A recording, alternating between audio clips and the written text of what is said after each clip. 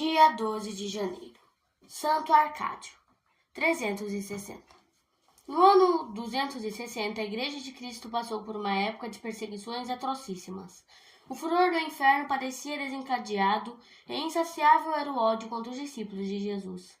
A menor suspeita era bastante para os cristãos se verem vexados da maneira a mais cruel. As casas eram arrombadas, os bens confiscados e as pobres vítimas desapiedadamente arrastadas ao tribunal. Cada dia era testemunha de novas barbaridades. Na Mauritânia, os cristãos eram forçados a assistir ao culto pagão, queimar incenso aos deuses, conduzir em triunfo pelas suas cidades os animais destinados aos holocaustos e tomar parte nas bacanais dissolutas dos idólatras. Eram esses os meios com que se esperava fazer os cristãos apostatarem. Arcádio, vendo estas abominações se realizarem em Cesareia, sua cidade paterna, fugiu para não se expor ao perigo de fraquear e retirou-se para um lugar ermo, onde serviu a Deus em orações e obras de penitência. Como, porém, fosse cidadão de destaque, essa fuga não podia ficar desapercebida. Notou-se-lhe a falta nos sacrifícios, e o prefeito mandou os soldados que o trouxessem. Achando fechada a casa de Arcádio, arrombaram a porta, julgando talvez surpreendê-lo em algum ato religioso que o comprometesse. Em vez de Arcádio, encontraram-lhe um parente, que por acaso lá se achava. Este procurou todas as razões para justificar a ausência de Arcádio. Em vão. Os emissários prenderam e levaram-no à presença do prefeito. Este deu ordem para que ficasse detido na prisão até que se resolvesse denunciar o paradeiro do parente. Quando o santo soube do ocorrido, voltou livremente para a cidade e apresentou-se ao juiz. Eis-me aqui, disse-lhe. Se me procuras a mim, põe em liberdade o inocente. Cá estou, para te responder o que de mim desejas saber. Respondeu o juiz. De bom grado desculpo tua fuga e garanto-te que para o futuro nenhum vexame sofrerás, contanto que, embora tarde, ainda sacrifiques aos deuses. Arcádio. Que ideia fazes de mim, propondo-me tal coisa? Conheces os cristãos? Pensas que intimidas os servos do Senhor com a expectativa de perder essa vida fugitiva ou com ameaças de morte? Sabemos que está escrito: Cristo é minha vida e a morte meu lucro.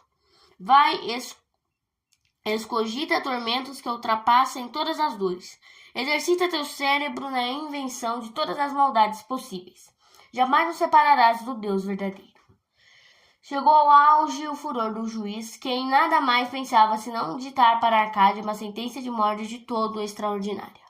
Toda sorte de martírios até então aplicados pareciam-lhe suaves para este provocador blasfemo.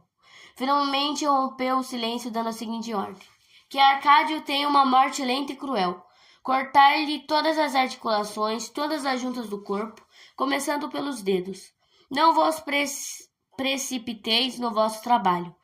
Tendes muito tempo. Assim ele compreenderá a sua miséria, compreenderá o que significa abandonar os deuses de seus pais e adorar uma divindade desconhecida.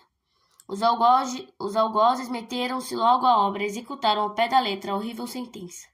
O mártir de vez em quando rezava: ó meu Deus, ensinai-me vossa sabedoria.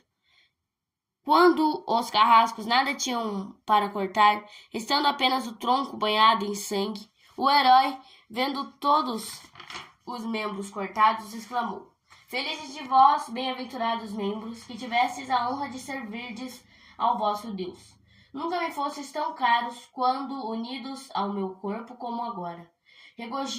Regozijo-me de ver-vos separados de mim. Assim convém que por algum tempo estejamos separados, para depois podermos ir ao encontro de nosso Rei na eterna glória. Em vez de imortais, me sereis restituídos como membros imortais. Agora sois membros de Cristo. Como sei que sou de Cristo, e nisto vejo realizado meu único e ardente desejo. Dirigindo-se aos circunstantes, disse: pouco vale ser testemunhas de um espetáculo tão pouco comum. Facilmente eu suporto aquele que acredita na imortalidade futura. Abandonai os vossos deuses, que em nada vos podem auxiliar. Reconhecei a meu Deus que me fortalece. Morrer por ele é viver, sofrer por ele é gozar. A caridade não tem fim. Sua honra cada vez mais aumenta. Meu sofrimento faz com que eu viva eternamente com ele, sem jamais dele me separar. Ditas essas palavras, entregou o Espírito a Deus. Os próprios pagãos ficaram admirados da coragem e da paciência insuperável deste glorioso mártir. Os cristãos louvaram a Deus que dá força aos que o amam e lhe servem com toda dedicação. Juntaram as relíquias do mártir e guardaram-nas com todo respeito. Reflexões. Primeiro, como é impressionante a leitura do martírio de Santo Arcádio. É possível que um cristão persevere na fé no meio de tantos tormentos? Ele mesmo explica esta constância imperturbável. Quem acredita na vida eterna sofre tudo isso com facilidade. É esta fé que nos deve sustentar também a nós em todas as dificuldades da vida. O apego às coisas deste mundo faz com que tão facilmente nos esqueçamos da glória, da recompensa que nos espera, depois desta mísera existência terrena. A dor, o sofrimento, por maior que sejam, passam, a recompensa, porém, é eterna. A nossa fé em nada difere da de Santo Arcádio. A fé que o fortaleceu também a nós sustentará, e força nos dará para levar a cruz que Cristo nos impôs. Uma fé que dá ao homem coragem de sofrer o mais cruel martírio, deve também em nós produzir o efeito de sofrer, o que é muito menos as agruras da vida. Segundo, o céu padece força.